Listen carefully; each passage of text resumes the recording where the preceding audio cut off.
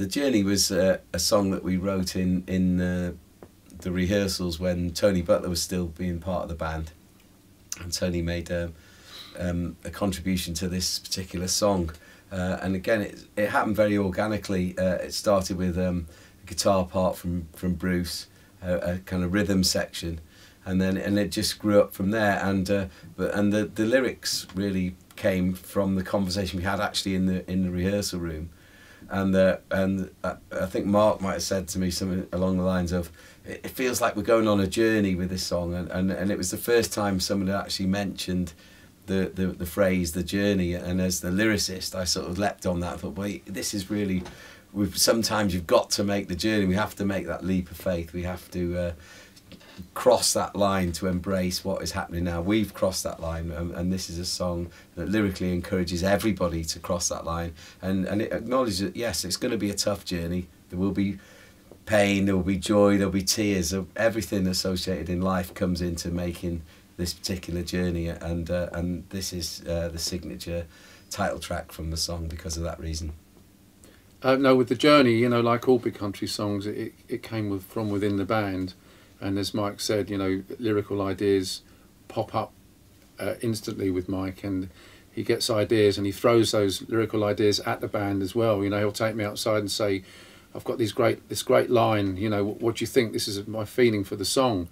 And you know, when we're cutting the demos and stuff, I'm taking those words on board, and it you know, you're painting this whole picture again, in how it's always evolving, and you know, it's coming from a great guitar riff, and then, you know, Mike may say, well, let's go to this section now, you know, because I'm going to speak about this, and you know, everything's being Mike's kind of leading the charge in that sense with the lyrical ideas, with the music, and it does really help kickstart the song and move the song forward. You know, can start to see it a little bit clearer. We would literally go outside the room, and I'd have some words that they just literally come to me while I was hearing their music.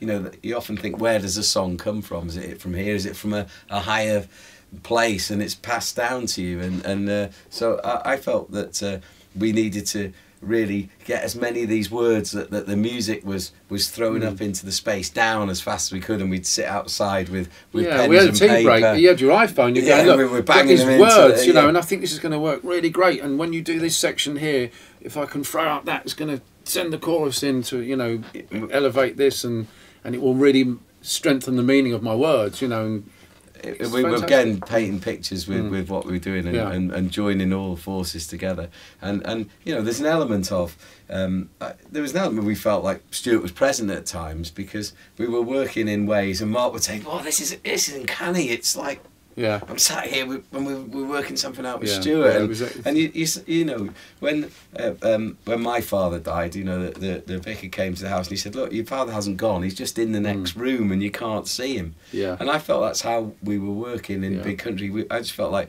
Stuart was in the other room and we couldn't see him, but his presence is there all the time, because we're continuing lines of work that began with his inspirations, and that were shaped by the band, and they belong to the family now. I think the fact that, you know, of a similar age, and we grew up in the same time period, and you know, we both embraced music in a similar style. From, you had the Alarm, Big Country, you two, Simple Minds. We talked about that family.